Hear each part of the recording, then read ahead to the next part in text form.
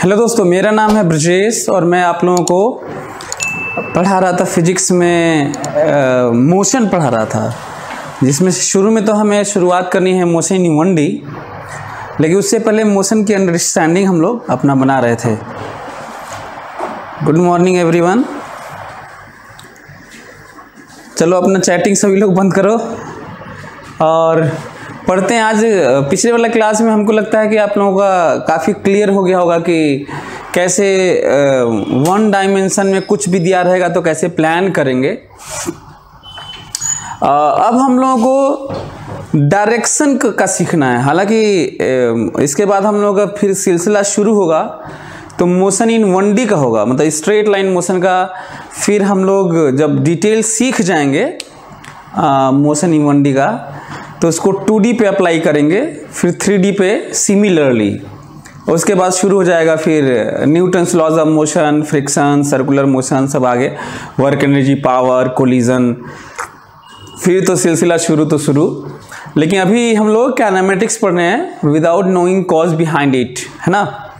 Okay, तो उसी में आगे बढ़ते हैं और डायरेक्शन आज सीखते हैं हम लोग। सो डायरेक्शन सीखते हैं।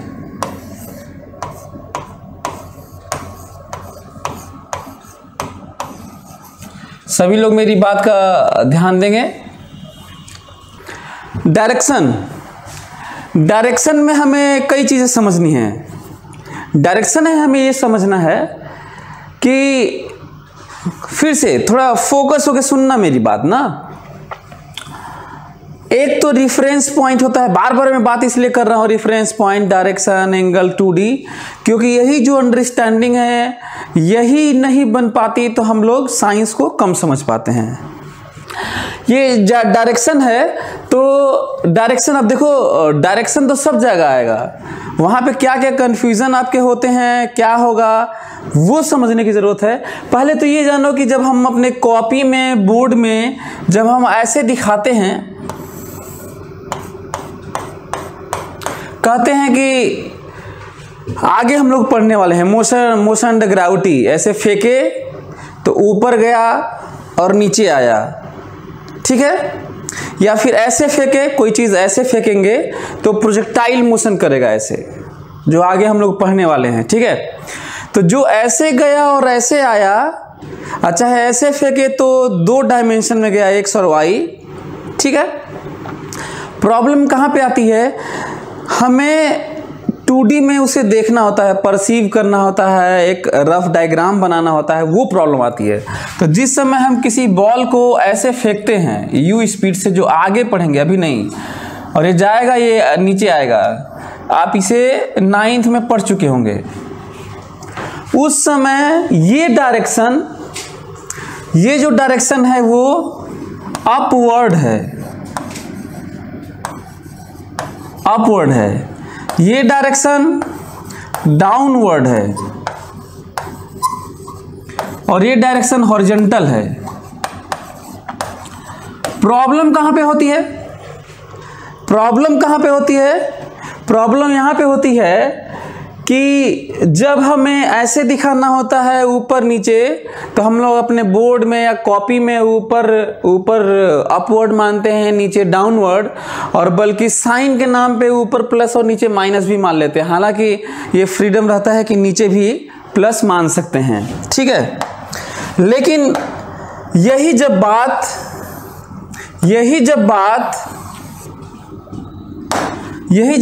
ये होती है कि नहीं, हमें किसी बॉल को ऊपर नीचे, स्टोन को ऐसे नहीं, बल्कि हॉरिजॉन्टल प्लेन में किसी कार का चलना, एथलीट का दौड़ना, मतलब हॉरिजॉन्टल प्लेन में मोशन है, मतलब ऊपर नीचे मोशन ही नहीं है।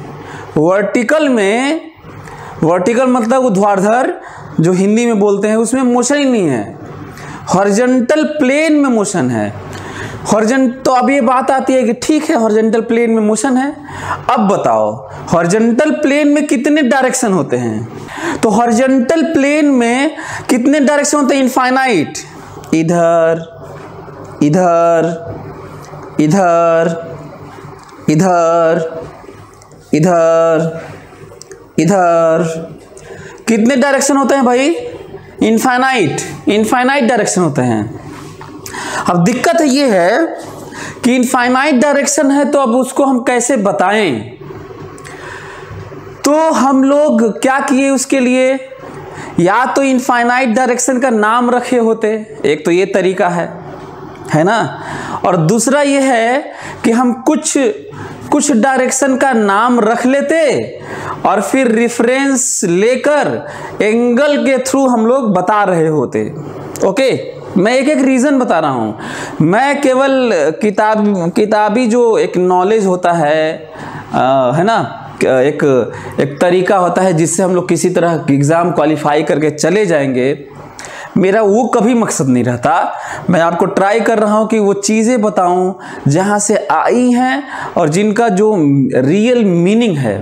ठीक है, अब बात हो रही है, फिर से याद करो, यदि केवल स्ट्रेट लाइन मोशन होता, स्ट्रेट लाइन जो इसके बाद हम लोग प्योर स्ट्रेट लाइन ही पढ़ेंगे, वन डायमेंशनल मोशन, उसमें तो ज़रूरत नहीं होती है एंगल की, क्योंकि plus minus, let this direction is plus, तो अपने आप ऑब्वियस हो जाता है कि ये माइनस है, and that plus minus sign indicates the direction, and those two sign are sufficient to express to show the direction of motion या any quantity of the motion। Okay, तो ये समझने वाली बात है।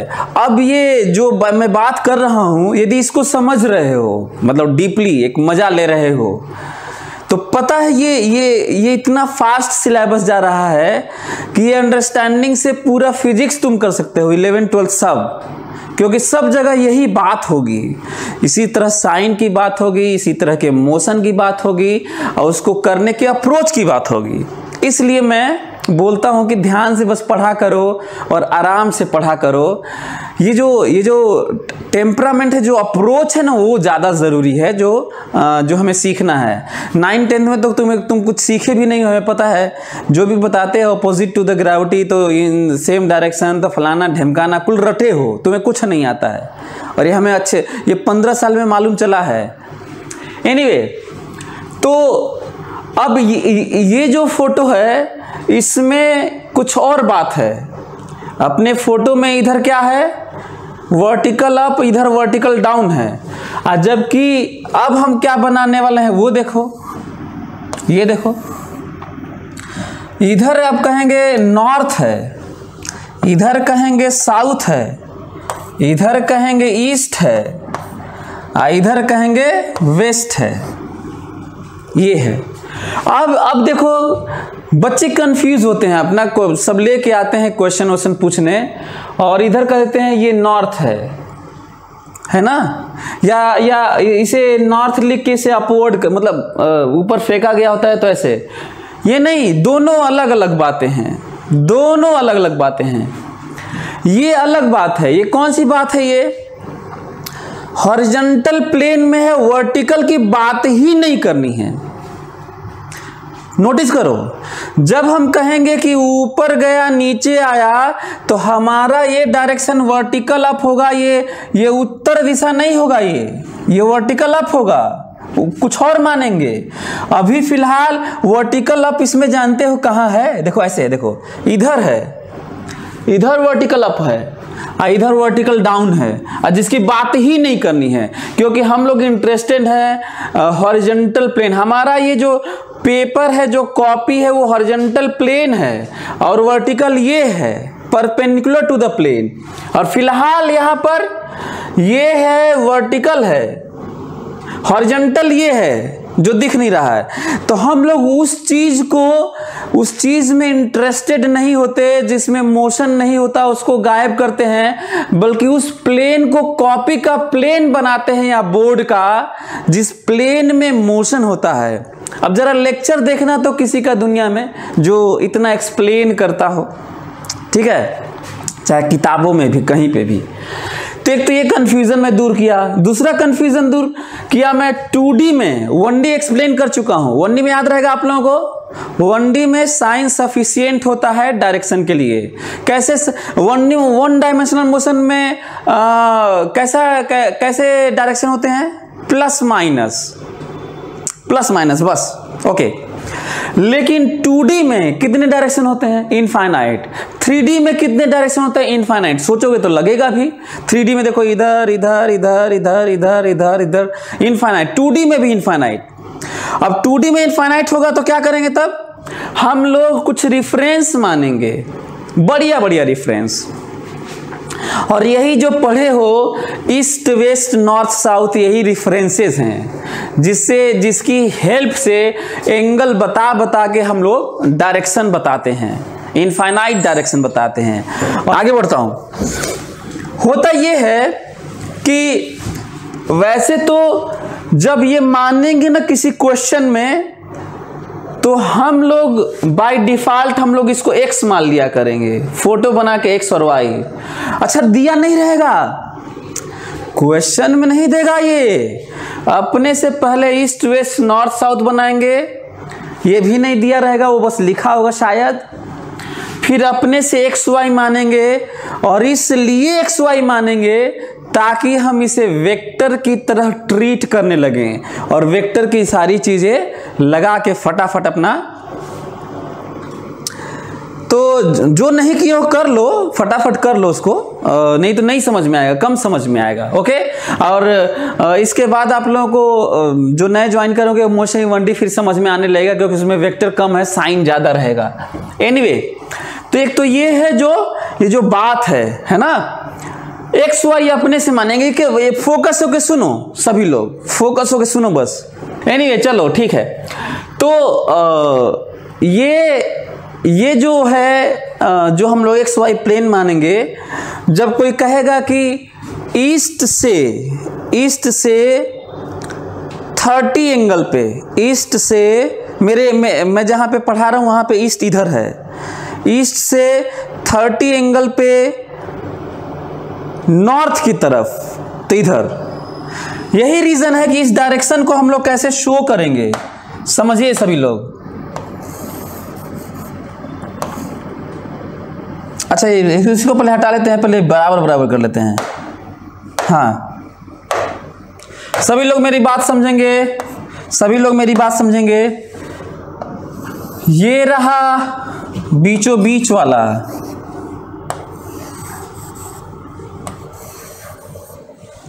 इसको कहते हैं नॉर्थ ईस्ट या ईस्ट नॉर्थ डायरेक्शन। इसको कहते हैं नॉर्थ वेस्ट या वेस्ट नॉर्थ डायरेक्शन। इसे कहते हैं वेस्ट साउथ, जिसके बीच में होता है, या साउथ वेस्ट डायरेक्शन। और इसको कहते हैं ईस्ट साउथ या साउथ ईस्ट डायरेक्शन।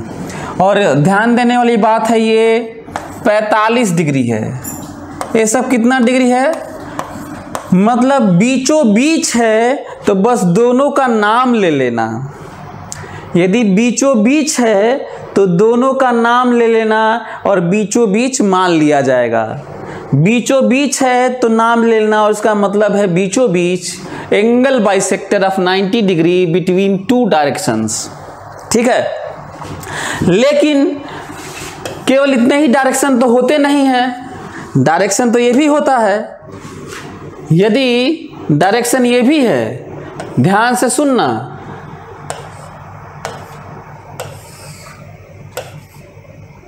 नॉर्थ, इधर हमेशा नॉर्थ होता है, इतना शायद आप लोग पता किए होंगे, जानते होंगे।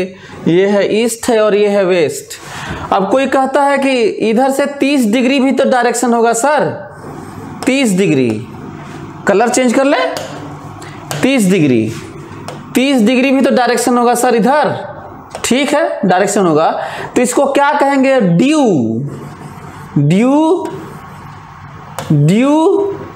30 degree north of east, 30 degree north of east. कई लोग इसको क्या कहते हैं? अच्छा हाँ, इसको क्या भी कह सकते हो, इसको ये भी कर सकते हो, 60 डिग्री है देखो, तो इसको कह देते हैं due 60 degree east of north. ठीक है, कुछ लोग इसको लिखते हैं, एक एक बात समझने की जरूरत है। इंग्लिश में उल्टा होता है, हम लोग पहले ईस्ट को पकड़ते हैं, नॉर्थ की तरफ मुड़ते हैं इतना डिग्री, याद रहेगा। इंग्लिश में उल्टा होता भी है, आप लोग सभी लोग जानते होंगे। सो ईस्ट के नॉर्थ में 30 डिग्री, नॉर्थ के ईस्ट में 60 डिग्री। तो हम लोग किसको पकड़ेंगे, पहले हम लोग डायरेक्शन बाद वाला लास्ट वाला ऑफ लिखा होगा उसको पकड़ेंगे और उधर मुड़ेंगे। सो ईस्ट से नॉर्थ की तरफ क्यों कहा गया है, ईस्ट से 30 डिग्री क्यों नहीं कहा गया, क्योंकि ईस्ट से 30 डिग्री साउथ की तरफ भी तो होगा इधर, इसीलिए बताना पड़ेगा कि किधर की तरफ। और दोनों डायरेक्शन सेम है, ईस्ट से नॉर्थ की तरफ 30 डिग्री कहो, चाहे नॉर्थ से ईस्ट की तरफ 60 डिग्री कहो, दोनों सेम है। हमें लगता है सभी लोग समझ रहे होंगे। यदि इमेजिन करो कि मैं ये बात करूं 17 डिग्री 17 डिग्री 17 डिग्री, तो इसे क्या कहना होगा, due 17 degree north of west. या यदि ये 17 डिग्री है तो ये कितना डिग्री है बताओ, 73 degree, due 73 degree west of north. हमें लगता है सभी लोग समझ रहे होंगे, क्लियर, ओके। तो जब ऐसे कहा जाएगा तो इसका मीनिंग ये है। एक और आप लोगों को इंफॉर्मेशन के नाम पे कह दूं, यदि हम लोग x और y ऐसे सब मान ही लें ऐसे, तो अपने आप 1D में क्या होता है, यदि x में प्लस ये है तो माइनस x ये होता है, यदि y में प्लस ये है तो माइनस y ये होता है। तो सच तो ये है कि हॉरिजॉन्टल में XY प्लेन में दो डायरेक्शन रिफरेंस के नाम पर काफी होता है।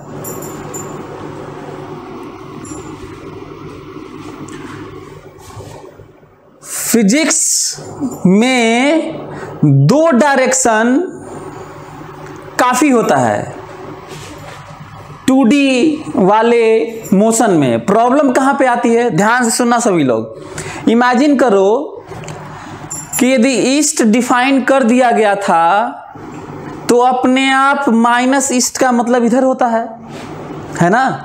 ईस्ट डिफाइन कर दिया गया था तो माइनस ईस्ट का मतलब इधर होता है।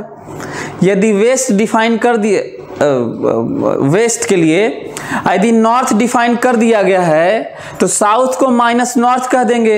लेकिन फिर भी हमें साउथ कहना पड़ा क्योंकि जो फिजिक्स नहीं पढ़ा होता वो उससे कहोगे कि हमको पूरब दिशा में लेके चलो तो लेके जाएगा, और पश्चिम को यदि कहोगे कि माइनस पूरब दिशा में लेके चलो तो आपके ऊपर भड़क जाएगा, गरियाने लगेगा आपको और उतार के भगा देगा रिक्शा वाला आपको। क्योंकि सभी नहीं जानते कि माइनस पूरब मतलब पश्चिम होता है, माइनस मतलब उल्टा होता है। ये रीज़न है, इसलिए हम लोग सर ड्यू क्या होता है, ड्यू मतलब डायरेक्शन होता है, इन दिस डायरेक्शन। ड्यू का मतलब due to that, due this है ना। तो ड्यू क्यों लिखेंगे, इंग्लिश में लिखते हैं यार बस, due means reference in this direction, references है ना। तो इतना भी अभी लिटरेचर इंग्लिश लिटरेचर का नहीं है, जो तरीका है उसको फॉलो करते हैं। अब ये मत कहना सर वेलोसिटी को वेलोसिटी ही क्यों कहते हैं, वेलोसिटी को कमल क्यों नहीं कहते हैं, तो ऐसे भी नहीं है। यहाँ पे तरीका है ड्यू कहने का, तो अब कहते हैं इंग्लिश में। कि एनीवे ड्यू मतलब बस तरफ होता है। ओके, सो हमको लगता है कि सभी लोग समझ गए होंगे। और एक और चीज है, एक और चीज आप लोगों को समझा देता हूं, जरा ध्यान से समझना ना। ये देखो तो, क्या तुम लोग इसको लिख लोगे? सभी लोग इसको लिखो तो, सभी लोग इसको लिखो। ये कौन सा डायरेक्शन है? सभी लोग लिखें। चलो ये अंतिम है, लिख दो तो मैं आगे बढ़ूं। चलो लिखो, ये कौन सा डायरेक्शन है? सभी लोग लिखिए। ये नोट कर लीजिएगा जो पढ़ाया, और इसको ये 20 डिग्री है, इससे एंगल बनाता हुआ जल्दी से इस डायरेक्शन को लिख दो तो मैं आगे बढ़ जाऊं। जल्दी, कम ऑन फास्ट, सभी लोग आंसर करिए। ये कौन सा डायरेक्शन, ताकि हम आगे बढ़ जाएं, आगे बढ़े, पढ़ाएं आपको आगे।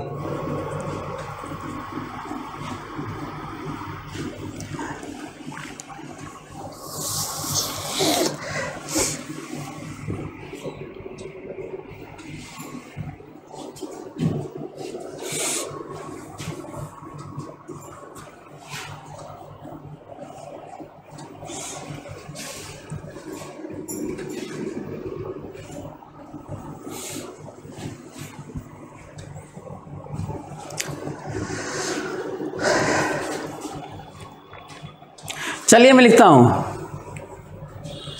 ड्यू तो आप लोग जानते ही हैं, मैं बताया अभी, कई लोग पूछे थे तो मैं बताया कि ड्यू एक तरीका है, रिप्रेजेंट कर बताने का तरीका है कि इन this direction due means simply. और आप लोग देख रहे होंगे 20 डिग्री है, तो किसको पकड़ोगे? साउथ को। और किधर मुड़ोगे? वेस्ट की तरफ। सो 20 डिग्री वेस्ट ऑफ साउथ है। साउथ को पकड़ोगे, वेस्ट की तरफ मुड़ोगे 20 डिग्री। इसको क्या भी कह सकते हो? 70 डिग्री ये है, तो इसको कहोगे due 70 degree south of west. ठीक है। अच्छा, एक और चीज देखो तो, सभी लोग मेरी बात ध्यान से सुने, एक एक लोग सुने, सुनो सभी लोग। ये देखो नई चीज मैं नॉर्थ से बताने जा रहा हूं। नॉर्थ से वेस्ट की तरफ कितना एंगल? 90 ये और 70 ये, 160 हुआ क्या? बोलो, इसको क्या भी लिख सकते हैं? Due 160 degree west of north. ठीक लिखा हूं, देखो तो। नॉर्थ को पकड़ के, नॉर्थ को पकड़ो, वेस्ट की तरफ मुड़ो और कितना डिग्री घूम जाओ? 160 डिग्री। ठीक है क्या? देखो तो। अच्छा ये बताओ तो, ये से ईस्ट को पकड़ो, नॉर्थ की तरफ घूमो और 120 ये और 70 ये, 190 180 ये, सॉरी 180 ये और 70 ये, 250 degree due north of east.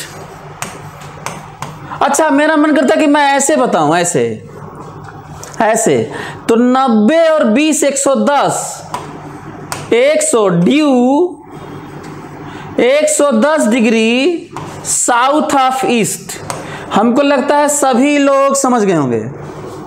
बोलिए, इस डायरेक्शन को कितने तरीके से बताया जा सकता है, आप लोग समझ रहे होंगे। यदि आप लोग समझ रहे होंगे तो एक बढ़िया सा क्वेश्चन करते हैं, जो अभी तक पढ़कर आ चुके हैं और जो आज समझे हैं। क्यों? यदि हम लोग समझ गए डायरेक्शन कितने तरीके से बताया जा रहा है। देखो, ईस्ट से नॉर्थ की तरफ घूमो, डायरेक्शन बता दिया हूं, क्योंकि इधर भी घूम सकते हो, इधर भी घूम सकते हो। तो ये बताना जरूरी है कि किधर घूम रहे हो, ये बताना जरूरी है कि किधर घूम रहे हो। वो बताने के बाद बताओ कि कितना घूम रहे हो। तो हमको लगता है कि सभी लोग सीख गए होंगे। अच्छा, नाम न लिया जाए, ईस्ट नॉर्थ कहा जाए तो नाम न लिया जाए और ईस्ट नॉर्थ कह दिया जाए कि ईस्ट नॉर्थ की तरफ चल रहे हैं, ईस्ट डैश नॉर्थ की तरफ, तो बीचों बीच चल रहे हैं। ओके, अच्छा एक और चीज, एक चीज अंतिम चीज सीख लो तो मैं आगे बढ़ूं। कुछ लोग ऐसे नहीं लिखते हैं, कुछ लोग NE करते हैं, कुछ लोग NE करते हैं, कुछ लोग थीटा NE करते हैं, पता नहीं वो क्या क्या करते हैं, इस पे हम लोग नहीं जाते हैं। बहुत ज़रूरी है कि वो बताएं क्वेश्चन में कि इसका क्या मतलब है, किसको पकड़ना है, किधर मुड़ना है, रिप्रेजेंटेशन। तो कहीं पे कोई ज़रूरी नहीं है, मैं वो चीज़ ऑफ यूज़ किया, NE वो यूज़ किया जो सबसे सिंपलेस्ट फॉर्म है कि ईस्ट को पकड़ो और नॉर्थ की तरफ इतना angle मुड़ो।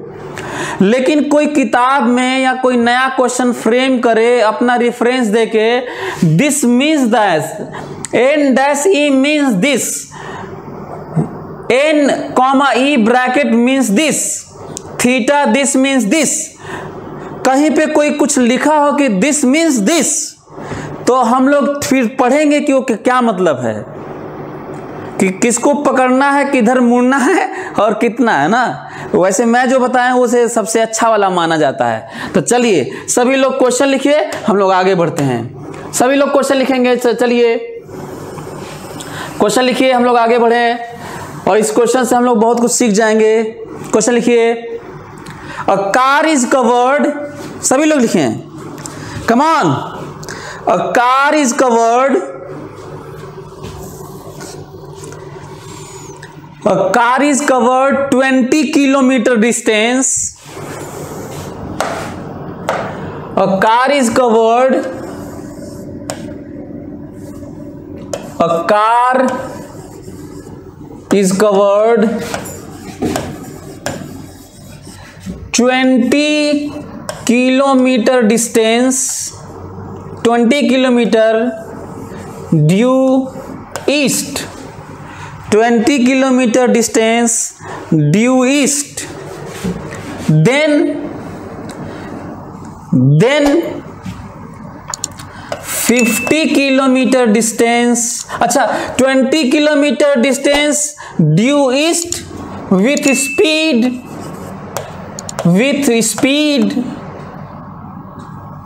40 kilometer per hour, 20 kilometer due east with speed v 40 kilometer per hour, then 50 kilometer due north in 1 hour, then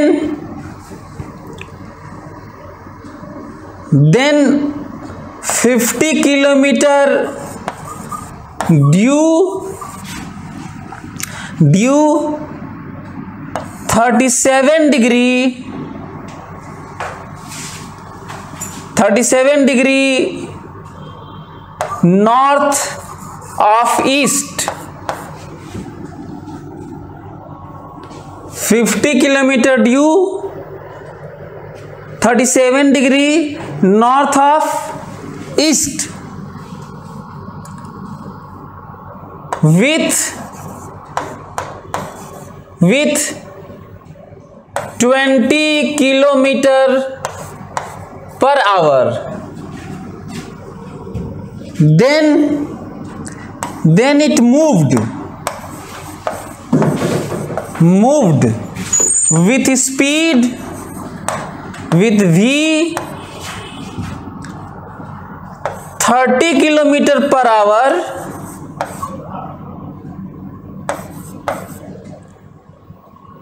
for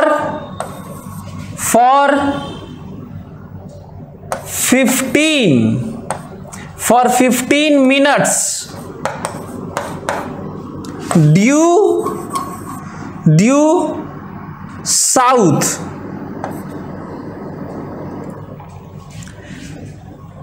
not 15 minutes, 10 minutes, 10 minutes. Due south. Due south.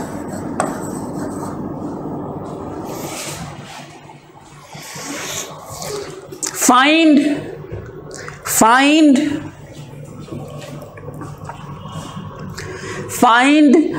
total distance covered, displacement, average velocity, average speed, total time taken.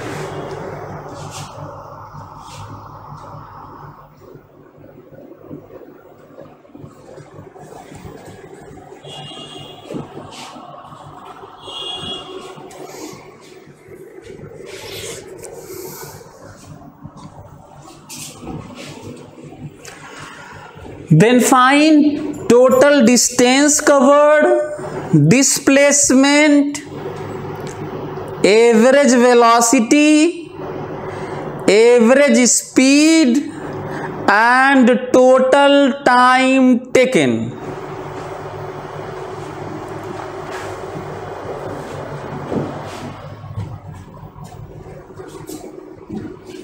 सभी लोग करिए ताकि हम लोग चीज़ों को बहुत ही आराम से, जो आज पढ़े हैं, आपको पता है कि जो हम लोग एक एक क्लास हम लोग का ये जो चल रहा है वो काइनेमेटिक्स का एक बहाना है। काइनेमेटिक्स एक बहाना है हम लोगों को ग्राफ, रेफरेंसेस, वे, अजम्पशन सब सीखना है। सोचो आगे 12th में सब कुछ यही तो मतलब सब में तो यही बात होगी ना। हाँ, कुछ नाम अलग अलग होगा क्वांटिटीज की, उसका नाम करंट होगा, जो कुछ फील्ड होगा, पोटेंशियल, ऐसे नाम होगा, पर उसमें बात तो इसी तरह की होगी यार। तो आज जो हम लोग पढ़ रहे हैं उसको समझने की जरूरत है। सभी लोग करें, यदि नहीं करोगे तो नहीं सीख पाओगे, आपके मिस्टेक्स और आपकी चीजें फिर नहीं हो पाई ना, गड़बड़ जाएगा। चलिए आगे बढ़ता हूं मैं और आपको बताता हूं कि ये आखिर है क्या। ठीक है, चलिए देखते हैं। हम लोगों को करना है, सभी लोग मेरी एक एक बात समझेंगे। ठीक है, सभी लोग समझेंगे।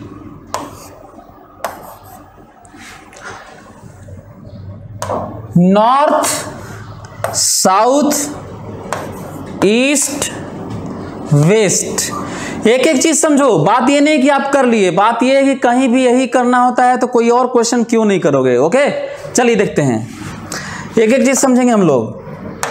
पहला तो ये समझेंगे कि ये नहीं कहा गया है कि गाड़ी, कार ओरिजिन से चली है।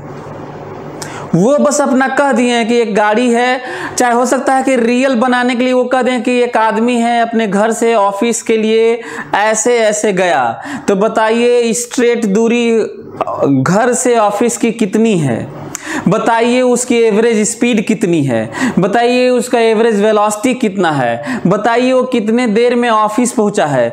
तो रियल क्वेश्चन बनाने के लिए ऑफिस, घर, खेत, गृहस्थी यदि नाम लेता है तो इसका ये मतलब नहीं है कि अब उससे वो नहीं बनेगा, क्योंकि हम लोग ऑफिस, घर, खेत, गृहस्थी नहीं सुने, नहीं देखे, नहीं पढ़े। ये समझना है ना। एक बात ये भी है जो मैं अक्सर एडमिट करता रहता हूं।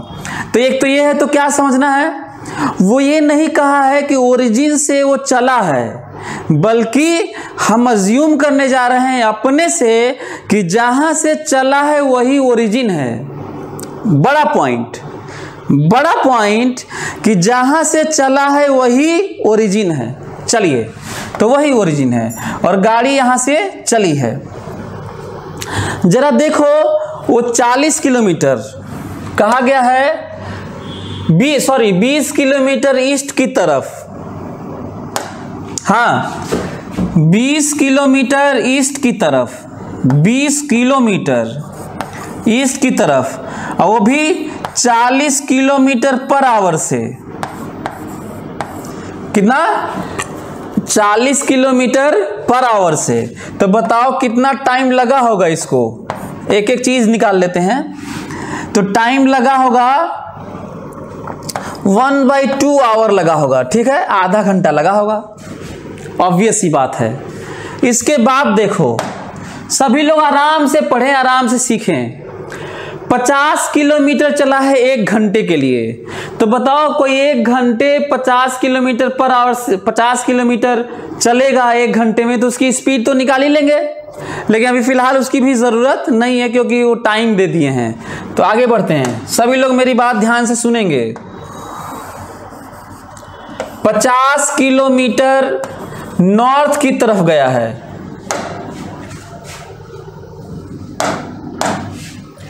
50 kilometre due north in 1 hour, ठीक है। उसके बाद 50 kilometre due 37 degree north of east. हमको लगता है कि इसका मतलब आप लोग समझ रहे होंगे। अच्छा, ये टाइम लगा है इसको 1 घंटा। अच्छा, सभी लोग समझेंगे मेरी बात ध्यान से।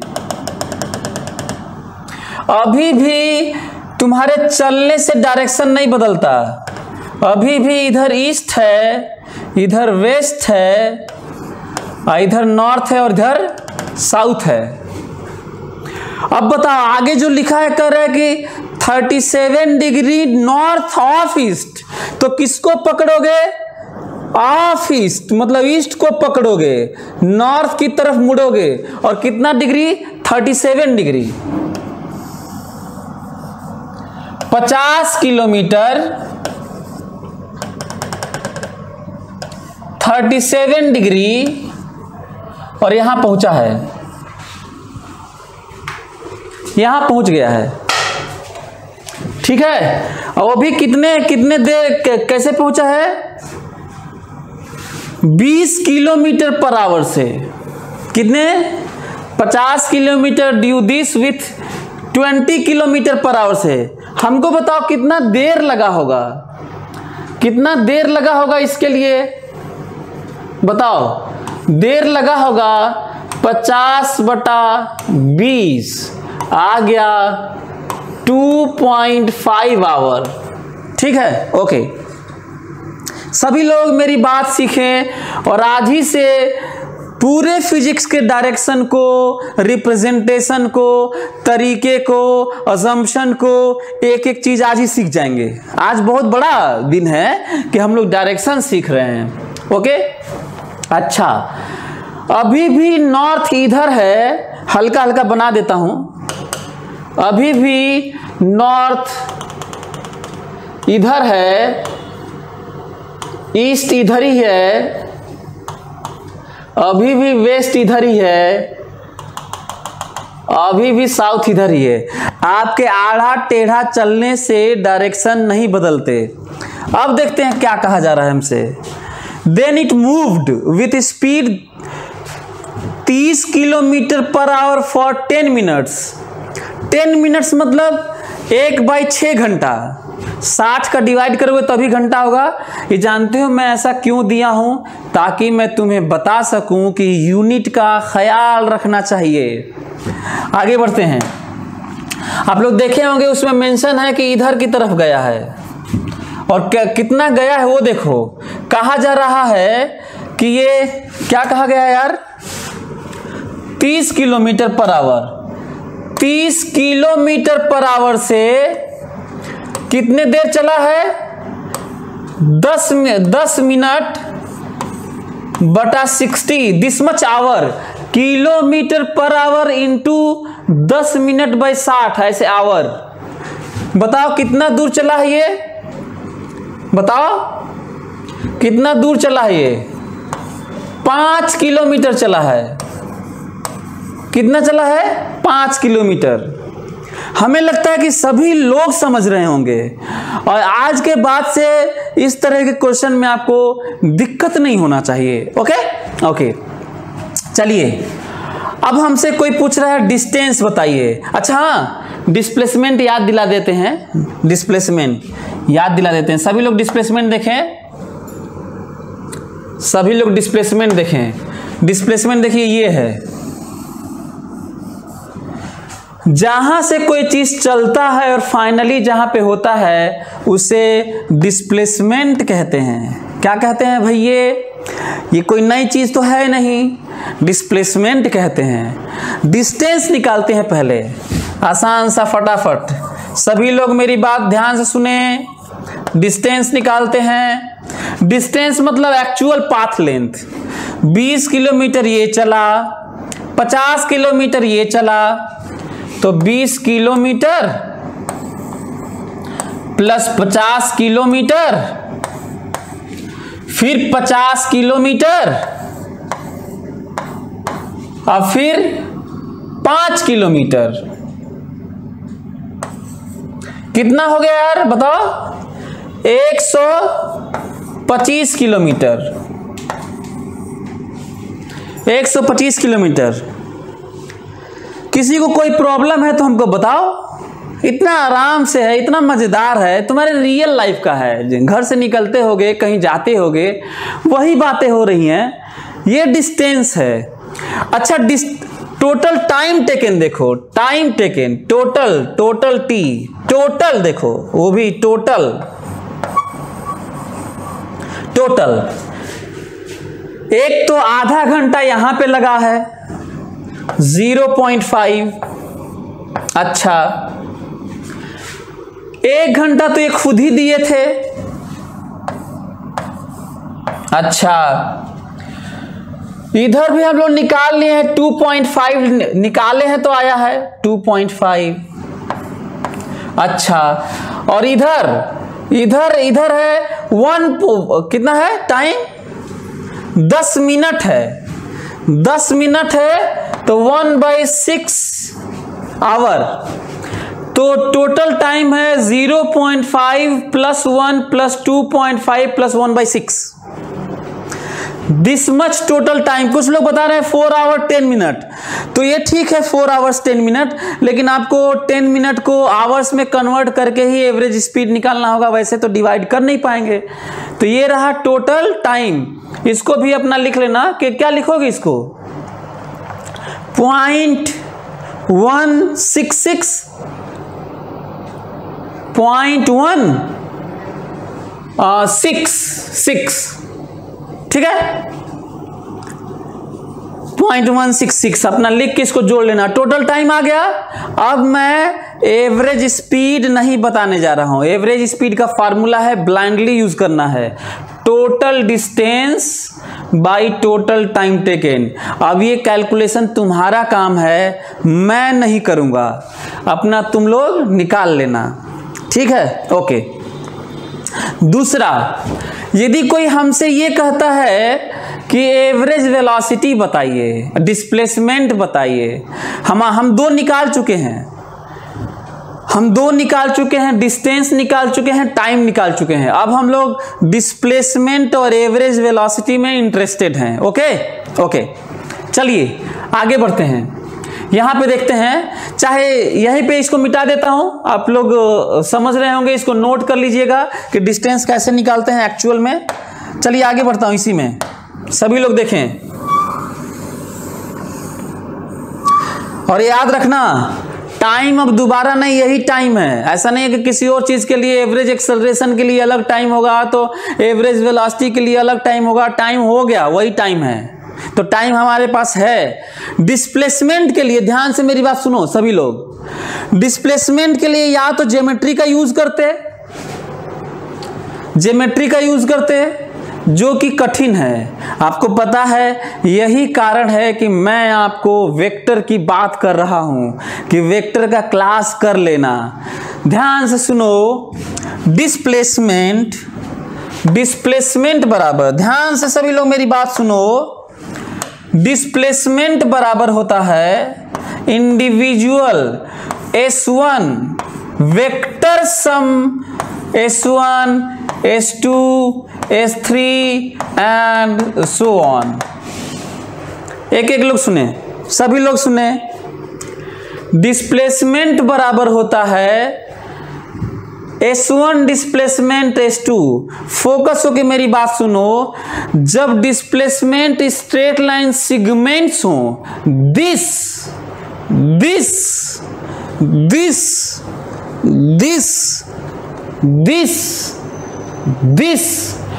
स्ट्रेट लाइन सेगमेंट हो तो डिस्क्रीट एडिशन इस तरह का वेक्टर सम होता है, लेकिन कर्व जब होता है ना, इंटीग्रेशन होता है। कर्व होता है तो इंटीग्रेशन होता है, हमें अलग से छोटे छोटे डिस्प्लेसमेंट को निकालना पड़ता है, इंटीग्रेट करते हैं, देखेंगे आगे आएगा। ठीक है, ओके, इस चीज को समझो। तो फिलहाल तो डिस्क्रीटनेस वाला पढ़े हैं जो आसान सा है, एक तो ये पॉइंट है। अगला पॉइंट, जब इस तरह का बहुत सारा हो जाए, जब इस तरह का 37 डिग्री 30 डिग्री 15 डिग्री ऐसे बहुत सारा हो जाए, तो ज़्यादा अच्छा तरीका है कि हम उसे IJ में लिखें। किस में लिखें? IJ में लिखें। तो बड़ा स्टेटमेंट, यदि जो लोग मेरी बात ध्यान से नहीं सुनते वही उन्हीं से क्वेश्चन फिर से नहीं होता, इसलिए मैं बोलता हूं कि आराम से पढ़ेंगे और ध्यान से सुनेंगे। अब मैं क्या करने वाला हूं, क्वेश्चन में नहीं दिया है, क्वेश्चन में नहीं दिया है, लेकिन मैं अपने से मान रहा हूं let this direction is x and this direction is y। मैं माना हूं कि let this direction is x and this direction is y। इसका मतलब ये I यूनिट वेक्टर है और ये J यूनिट वेक्टर है। इसका मतलब ये I मतलब x एक्सिस, माइनस I मतलब यूनिट वेक्टर ये है। यूनिट वेक्टर मतलब जिसका मैग्नीट्यूड 1 डायरेक्शन के लिए यूज करते हैं, वेक्टर में है, इसलिए मैं बार बार बोल रहा हूं वेक्टर पढ़ लो। This is minus I, this is I vector, this is minus I, this is J, this is minus J, this is K and this is minus K। Minus मतलब उल्टा। ओके, चलिए सभी लोग मेरी बात ध्यान से सुने। क्या आप लोग ये समझ पा रहे हैं कि ये ही S1 है, यही S2 है, यही S3 है और यही S4 है और सब वेक्टर है। Something arrow plus something arrow plus something arrow plus something arrow, initial tail final head is displacement.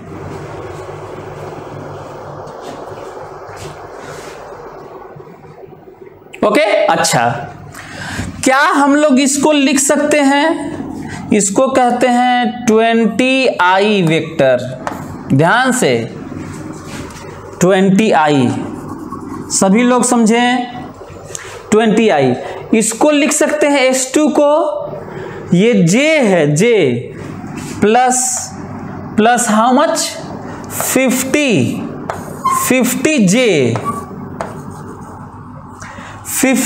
है, क्योंकि ये 50 किलोमीटर पर आवर 1 घंटे के लिए तो 85 किलोमीटर चला होगा ये ना, वो ना ऐसे। अच्छा 50 किलोमीटर ही शायद दिया भी था। 50J है। अब ये देखो, ये ना I है ना J है, कुछ I है कुछ J है। ये कुछ I है कुछ J है। जब वेक्टर इधर होता है तो प्योर X होता है I, जब वेक्टर इधर होता है तो J होता है, और जब आड़ा टेढ़ा होता है तो कुछ कंपोनेंट I होता है कुछ कंपोनेंट J। जरा यहां देखो तो मैं अलग से लिखता हूं S3। सभी लोग समझें, एंगल के साथ कॉस होता है 50 cos 37 I plus 50 sin 37 J। जानते हो cos 37, सभी लोग ध्यान दें, cos 37 is 4/5 and sin 37 is 3/5। और कैसे याद रखोगे? ऐसे याद रखोगे 3 4 5, दिस इज 37 and this 53। जो पाइथागोरस आप लोग पढ़े होंगे उसका एंगल आज मैं बताया हूं वेक्टर में, आज फिर से रिपीट कर दिया हूं। क्या cos 37 और sin 37 यहां रख लोगे? यदि रख लोगे तो ये आएगा 40i प्लस 30j। तो लिख लेता हूं प्लस 40i प्लस 30j। मैं S3 को लिखा हूं। अब जरा ये डायरेक्शन देखो तो ये वाला बताओ ये किधर डायरेक्शन है? जल्दी बताओ ये किधर है? माइनस जे है। ये जे इधर होता है, ये कौन सा वाला है? माइनस जे। मैं ये लिख रहा हूं S4 लिख रहा हूं -5j।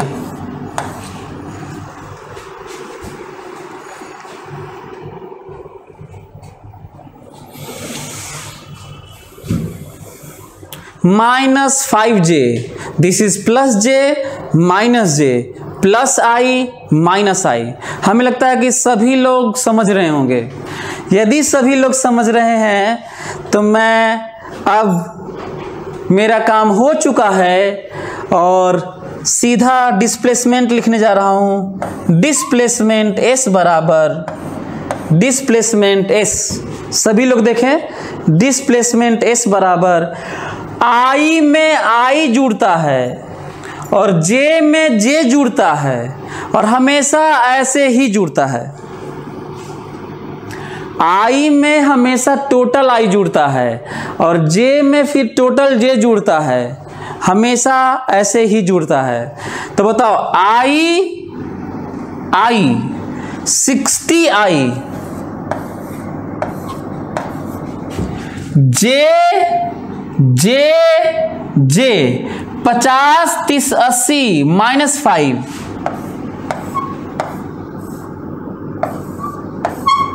75j।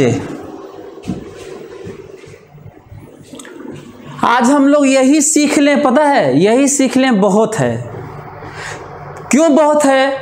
क्योंकि मैं केवल सॉल्यूशन नहीं बता रहा हूं, मैं आपको बता रहा हूं कि कर्व का क्या मतलब है, डिस्क्रीटनेस का क्या मतलब है, डायरेक्शन का क्या मतलब है, रियल लाइफ में क्या मतलब है ना। और कहीं पे भी यही होता है उसका। एनीवे, एक ये है। अब हमको ये बताओ कि डिस्प्लेसमेंट तो एक वेक्टर क्वांटिटी है? तो हमेशा किस बात का ख्याल रखना और पूरे फिजिक्स में जब भी वेक्टर क्वांटिटी होगी तो इस बात का ख्याल रखना कि उसमें मैग्नीट्यूड और डायरेक्शन होता है। हो सकता है कि वो क्वेश्चन में ना पूछा हो, पर तुम्हारे अंदर एक ज्वलंत मुद्दा रहना चाहिए कि उसका मैग्नीट्यूड क्या है और डायरेक्शन क्या है। हो सकता है कि ना पूछा हो फिर भी। अब हमको ये बताओ कि क्या हमको आप लोग डिस्प्लेसमेंट का मैग्नीट्यूड और डायरेक्शन बता सकते हैं? हो सकता है ऐसे ना लिखा हो।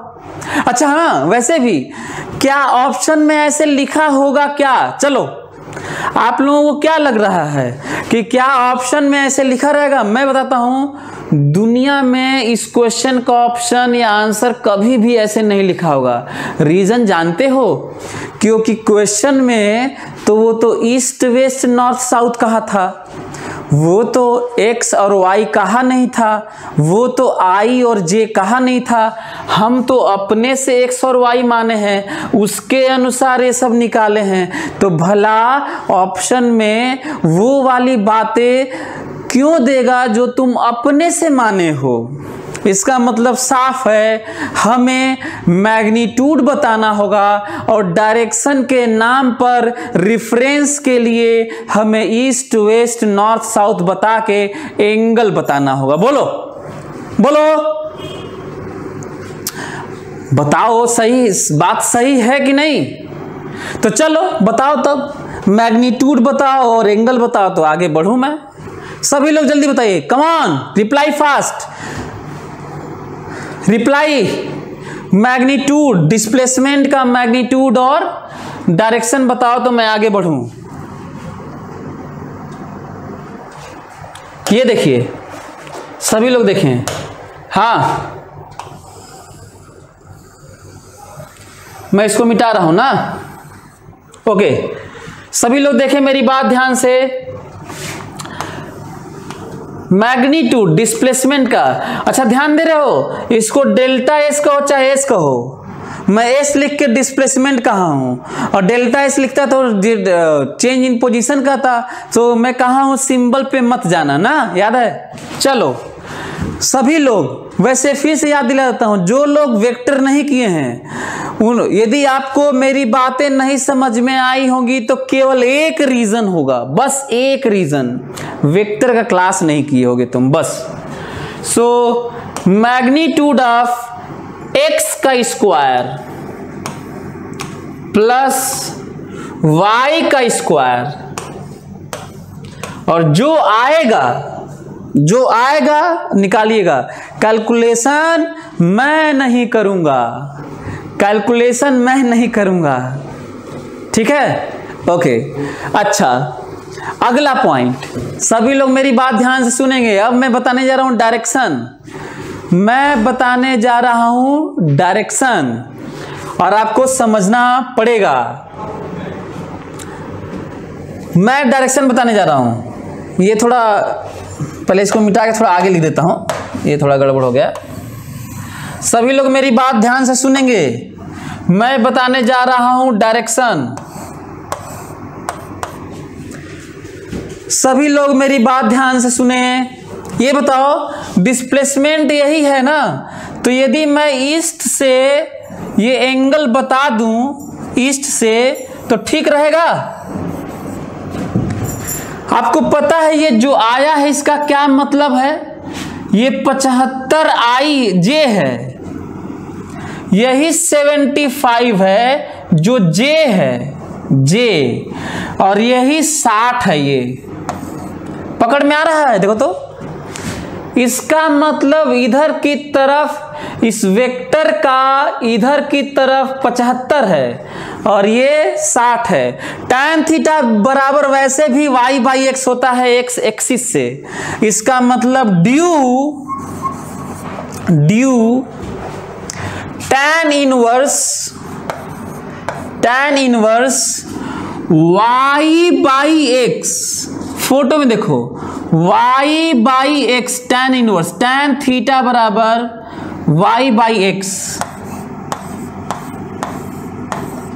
y by x due this angle north of east. हमें लगता है सभी लोग समझ गए होंगे। जो लोग लिखे हैं सब एंगल, उनका पूरा डिटेल नहीं है, क्योंकि जब तक आप ये नहीं लिखेंगे गलत है, जब तक आप ये नहीं लिखेंगे गलत है। तो हमें लगता है कि आज बहुत बड़ा सा दिन रहा हम लोगों के लिए। मैटर ये नहीं करता कि आज हम लोग बस डायरेक्शन हल्का फुल्का सीखे, मैं कंफ्यूजन से दूर किया। और डायरेक्शन मतलब समझते हो, डायरेक्शन मतलब अपने रियल लाइफ में डायनामिज्म का, मोशन का आधा चीज समझ लेना। अब ये पूरे फिजिक्स में हर चैप्टर में होगा, तो भला ये स्लो कैसे है, तुम इसको तो अब सब जगह यूज करोगे ना। तो हम लोग हमेशा इसमें बिलीव करेंगे कि हम लोग की परसेप्शन, हम लोग की अंडरस्टैंडिंग, हम लोग का तरीका, मेरा ये बताना एक्स वाई अपने से मानना, जब ये आ जाना तो बताना ये आंसर नहीं हो सकता, क्योंकि हम लोग अपने से आई जे माने हैं। तो क्या ये कम नहीं है, तो बहुत बड़ी चीज सीखे हैं कि किस तरीके से चीजों को बताना होगा, कैसे लिखना होगा, कैसे निकालना होगा। अच्छा हाँ, एवरेज वेलोसिटी नहीं बताऊंगा। बताओ एवरेज वेलोसिटी क्यों नहीं बताऊंगा? बताओ एवरेज वेलोसिटी इसलिए नहीं बताऊंगा कि ये जो डिस्प्लेसमेंट आया है ना, इसी में टाइम जो आया था टोटल डिवाइड कर देना, एवरेज वेलोसिटी आ जाएगा। यदि मैग्नीट्यूड पाना है एवरेज वेलोसिटी का, तो इसमें टाइम डिवाइड कर देना, एवरेज वेलोसिटी का मैग्नीट्यूड आ जाएगा। और सरप्राइजिंग स्टेटमेंट, सभी लोग ध्यान से, एवरेज वेलोसिटी का डायरेक्शन नहीं निकालना है, क्योंकि जो डिस्प्लेसमेंट का डायरेक्शन होता है ना, जो डिस्प्लेसमेंट का डायरेक्शन होता है वही हमेशा एवरेज वेलोसिटी का डायरेक्शन होता है। मतलब average velocity is always in the direction of displacement. जिधर डिस्प्लेसमेंट होता है उधर ही एवरेज वेलोसिटी होता है, हमेशा हमेशा। हमेशा मतलब हमेशा, हमेशा मतलब हमेशा। क्यों हमेशा ऐसा बोल रहे हैं पता है? क्यों बोल रहे हैं ऐसा? क्योंकि फार्मूला देखना, एवरेज वेलोसिटी बराबर डिस्प्लेसमेंट बाय टाइम, और टाइम स्केलर क्वांटिटी पॉजिटिव चीजों का डिवाइड या मल्टीप्लाई करने से वेक्टर का डायरेक्शन नहीं बदलता। ओके, तो चलिए, हमें लगता है कि सभी लोग इस बात को सीख लिए होंगे, समझ लिए होंगे। और जो लोग वेक्टर क्लास नहीं किए हैं, ग्राफ नहीं किए हैं, डिफरेंशिएशन इंटीग्रेशन नहीं किए हैं, कर लीजिए, बहुत जरूरी है। Okay, thank you so much.